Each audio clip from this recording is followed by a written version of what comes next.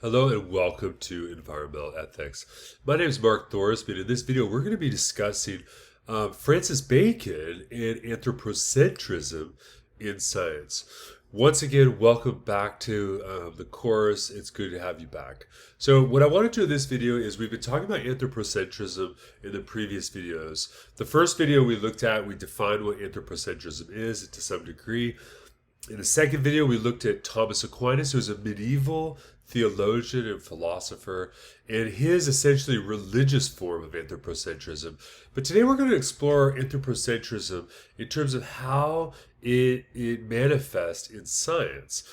And this will be something we'll be talking about as we go throughout. So remember, environmental ethics is the study of what our moral obligations and responsibilities are towards the environment, and also what the values are and all that kind of stuff, both the meta-ethical as well as the normative ethical investigations of those subjects. But when we talk about anthropocentrism, I don't want you to have the idea that it's simply a religious bias or something like that after we looked at, or a historical cultural bias or something like that. I want us to also see that from the very beginning of modern science, anthropocentrism has been an insight, as it were, or it's been a dominant position.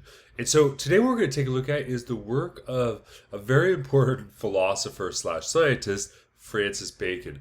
Although and I should mention just to begin, I'm not a philosopher scientist, nor am I a scientist. I'm merely an environmental ethicist who's looking at an excerpt of Francis Bacon's work. So what I'm saying here is by no means the authoritative position. I encourage you to do more research on Francis Bacon's work. But with that said, Francis Bacon is enormously famous for articulating a sort of modern conception of the scientific method. Remember, at least every high school kid or most kids in high school or upper level school will learn that the scientific method consists of finding a problem, posing a hypothesis, making a prediction, and then testing it in some sort of way. Now, Francis Bacon doesn't articulate a hypothesis testing results sort of model of the scientific method, but he articulates the baseline condition for contemporary science, which is namely experiments. And we're going to see that Francis Bacon's view is that we should investigate nature, and we have to investigate it practically, not just theoretically and philosophically, but practically through experimental methods. Now, as he goes to discuss this, he's going to talk about the idea that what we do in science is we ultimately manipulate the natural world. And this represents for us another type of anthropocentrism, namely being the idea being that our relationship to the environment in a scientific sense is anthropocentric.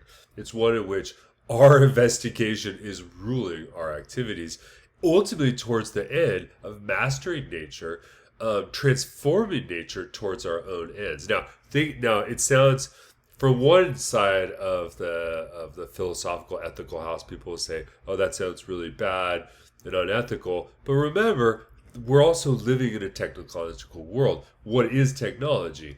If you're sitting in front of you, maybe you're watching this on a smartphone or on your computer or something. But if you're watching it, notice that you're watching an object that's made of metal and plastic and glass. It's natural materials which have been transformed into that technology. So even if you're a hardcore environmentalist, right, who's non-anthropocentric, keep in mind, notice that the very use of the technology in your hand or in front of you is anthropocentric, and it depends upon a sort of understanding of the natural world in a scientific sense that requires our use and transformation of it. So welcome to Environmental Ethics. Let's talk about Francis Bacon and the mastery of nature. So welcome again. So let's get through it. Mastery of nature begins with knowledge. And in fact, the goal of Francis Bacon here is to articulate the means and the conditions by which knowledge is attained. Francis Bacon's philosophy centered on the idea that the true mastery of nature is achieved through knowledge and the application of power. And he's going to emphasize in his text the importance of understanding the underlying forms and causes of natural phenomena, which allows humanity to transform and control the environment effectively. Now, the presentation to follow is going to dive into, whoa, my cat just fell, is going to dive into Bacon's insights on the relationship between these things, and in particular, his discussion about the methodology, which is experimental, for discovering these laws of nature. Now, what's the aim of all of this? The aim is human knowledge and power. So the goal of science, in Francis Bacon's view here, is to attain knowledge. But what do we use with that knowledge? We use that knowledge to manipulate the world for our power and our control of it. So let's talk about what human power is. Well, human power enables the generation and the imposition of new natures onto physical bodies, allowing for significant transformations in the natural world. And you can think here is that when human beings are going to a mine and they dig up iron ore, and then they eventually work that ore through a process which I'm not familiar with, into like steel and other sorts of metals, and then they ultimately work and create glass, and they create plastics. When we take our power, we transform these things into objects, into forms of technology. Now, we live in a highly technological world, and guess what? So did Francis Bacon. The difference is his technology to us would seem quite antiquated, right? He's using probably gas lamps or candles, where we're using light bulbs and LED lights, for instance. But make no mistake about it, fundamentally, his world and our world are still organized around our ability to transform the natural world through our power, or that's what our power is, into objects which are useful for us. And when we do that, we take physical objects and give them new natures. They're no longer the same thing, right? So let's talk about what is human knowledge. Well, human knowledge involves the uncovering the true laws or essences of nature, such as understanding the fundamental principles behind heat and color, as the examples he gives.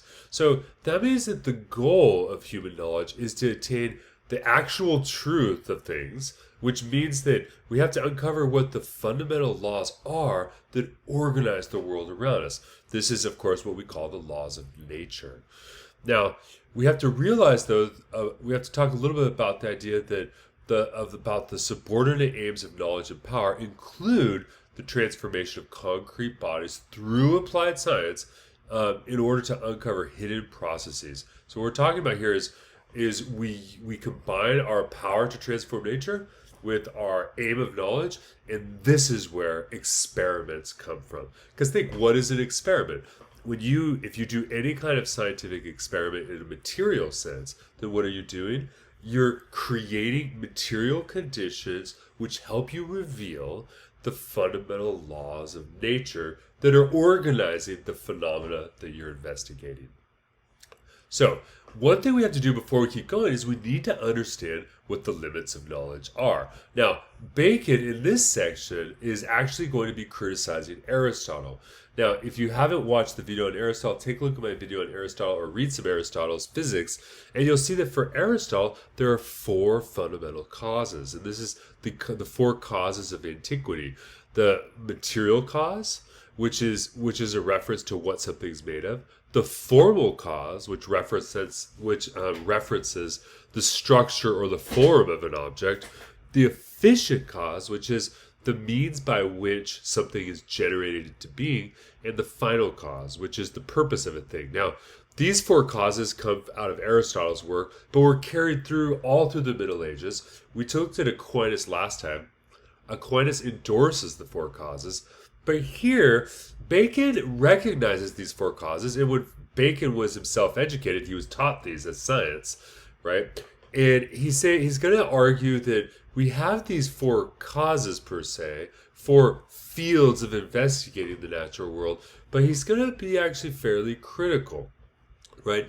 Bacon's going to assert that the true knowledge is fundamentally knowledge by causes, which can be identified by these 4 causes. He critiques the reliance on the final cause, though. Remember, for Aristotle, the final cause is why. So I have my cup of tea right here, and you could say, what's the purpose? The material cause is that the cup is made of, I guess, clay or ceramic. The formal cause, it has this structure such that it can hold tea. The efficient cause is that some manufacturer somewhere made this. What's the final cause? The final cause is the purpose. It's the reason why I have the cup. And here Bacon says we have to be careful. It makes sense to talk about the material cause, the formal cause, and the efficient cause in science, but not the final cause. He's going to, in fact, criticize the reliance that thinkers up to his point have had on the notion of final cause. Why? The why of things. And he's going to argue that oftentimes this discussion of final causes leads to a corruption in scientific inquiry, such that it leads to a corruption with the validity that's only limited to human activity. So, put it this way, he's ultimately going to say, it is certainly true up to this point, that the final cause, the discussion of why something exists, is not a pertinent question in the natural sciences. Why? Because in order to understand why, it makes sense to say that there's a final cause for the cup because it's made by humans. But when I talk about something like the ecology of the rainforest, what's the final cause there? And you can see the only way I can make sense of the final cause is to link it to a purpose that I have in my own human activity. So for instance, it would make sense to say that the final cause of the a forest is to chop down the wood for lumber. It's instrumental because what I'm doing with that final cause is I'm smuggling into my scientific quote-unquote inquiry, I'm smuggling into it my own prerogatives in terms of what the instrumental value is of something. So this means that Bacon expresses skepticism towards final cause. He views them, he actually recognizes it, but then he dismisses them. He contends that ultimately for scientific inquiry, efficient and material causes alone are somewhat shallow and superficial. It posits that the true foundation of knowledge has to lie in uncovering the laws or the forms that govern nature, rather than focusing on final causes alone.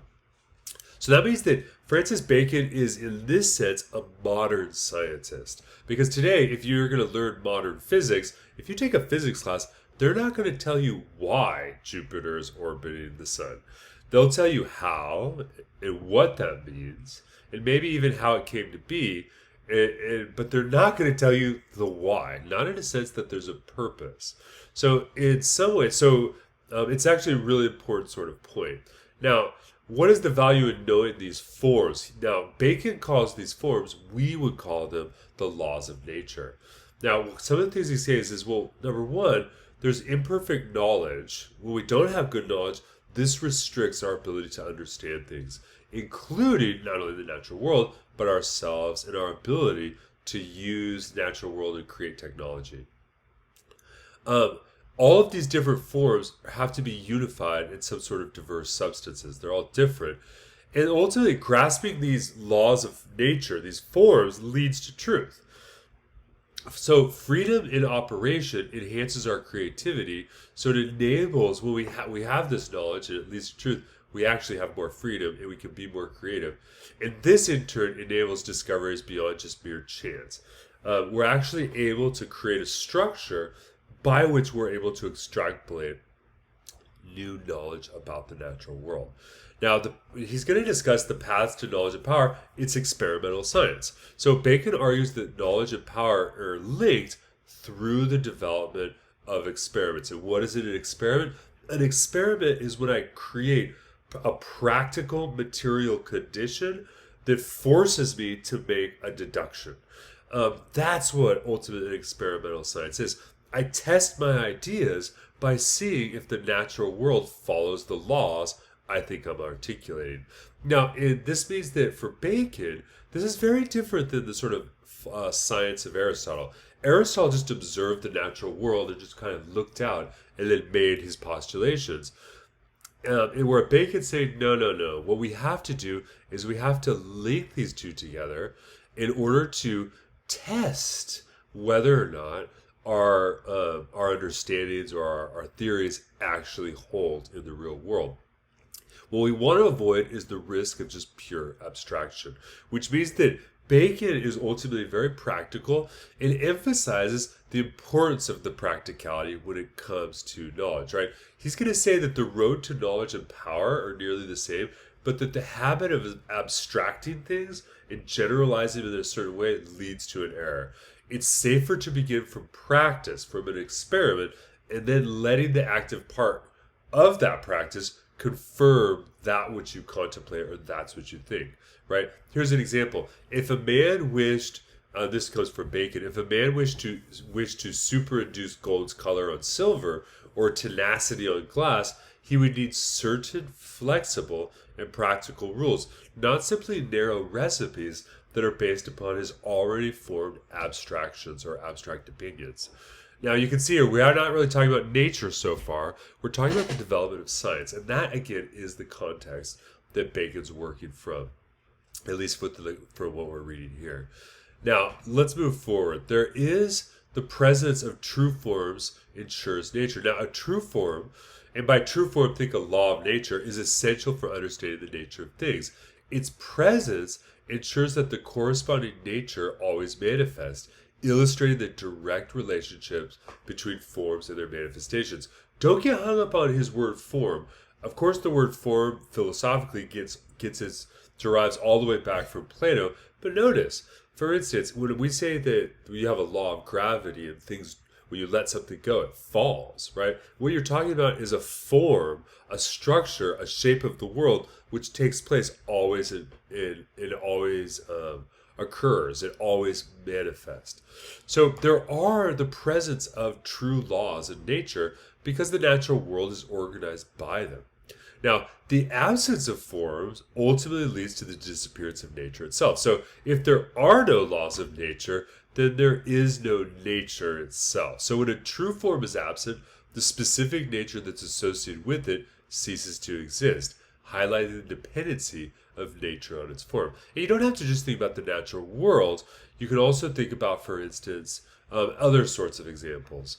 Put it this way. If you have a guiding principle that organizes something, if you take away the principle, that thing will disappear, right? Think about if you're reading a web page, the guiding thing, the form of the web page is actually the HTML code that you're reading. If you take away the HTML code, the page disappears as well. In the same way, when we investigate nature, there have to be forms which organize them. And if the forms are absent, nature itself would disappear. So that means that we have to also think about the idea that true forms simplify complex natures by reducing them to fundamental principles. There is a degree to which, partially through human life, the human cognitive mind, we're naturally simplifying these very, very complex phenomena. It could be the case that even though we have Newton's laws of motion, it could be the case that there's actually an extremely different explanation that's highly complex, which explains why the world works the way it does, etc. But notice it doesn't matter. We reduce that complexity into forms which are linked to these fundamental principles, which enables us to understand things in an easier way and to actually manipulate them. So there's a reduction here, ultimately from the complexity of the natural world into these simplified forms or laws that we call them. And this reduction actually transforms knowledge into a form of actionable power. And it's this actionable power which enables the ability for us to have technology at all. Now, active and contemplative rules have to coincide. So when we discover these true forms or these laws in nature, they have to align with our active rules for power. They have to align with our ability to actually manipulate them. So we're slowly gaining knowledge, but that knowledge is also limited by our capacity to actively engage in practices in the world, to manipulate our experiments, if you will. So those are some important conditions. Now, there are two axioms, you might say, and an axiom is a sort of unquestioned, unspoken rule for something, which are necessary for thinking about how things can be transformed. Bacon distinguishes two fundamental categories essential for achieving transformations in nature. On the one hand, we can talk about the simple natures of things.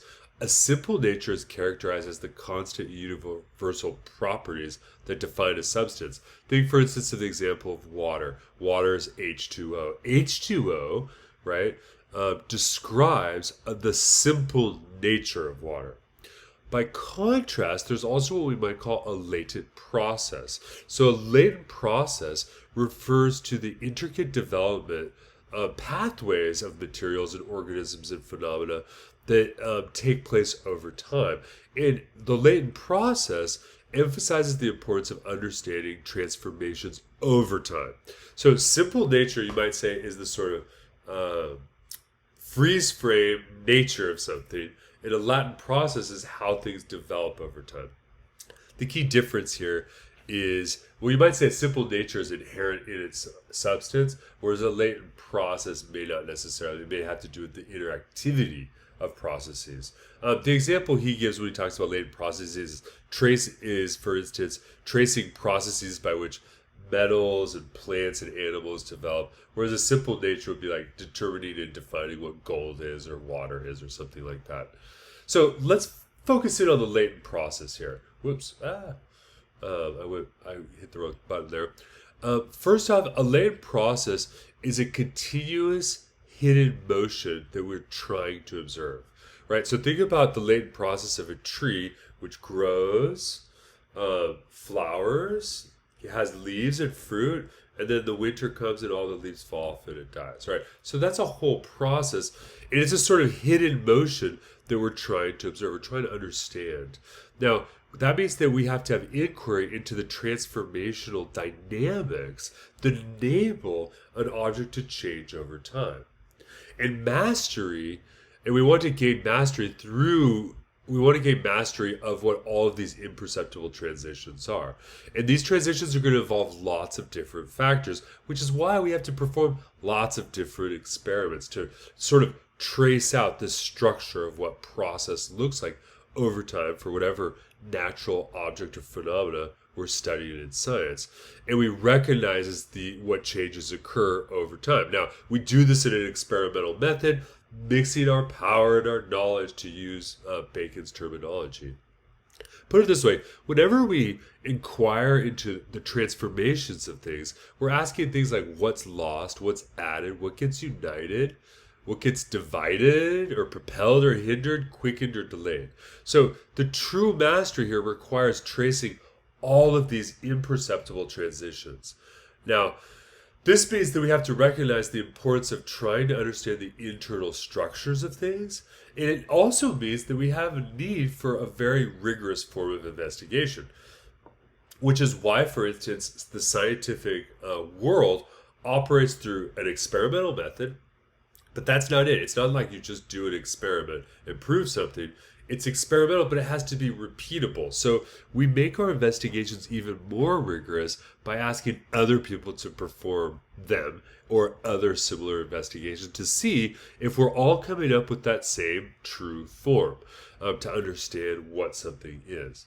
And I love this picture of like the scientist looking over, I guess, like DNA samples or something, you have to perform rigorous investigation, and it actually requires a multiplicity of agents and scientists, not just a single scientist. Now, this means that what Bacon's showing us is a sort of methodological approach. Now, we have to be clear, or Bacon is clear, that he doesn't agree with everything in terms of the science of his heyday. So he rejects atomism. His methodology emphasizes that we have to reject the notion of atomism, where we just assume that things are just made of certain elements, in favor of actually studying the real things and their actual structures. So I think that his rejection of atomism here is not the rejection of what we today think of as the atomic explanation of physical phenomena, material science. What he's rejecting here is the way in which atomism was used in the Middle Ages and in the early scientific period in order to just make sense of things, right? He doesn't give this example, but he gives the example of vacuum and unchangeable matter. But think, for instance, of In medical science, they used to have a notion of humors, like that human beings had humors, right?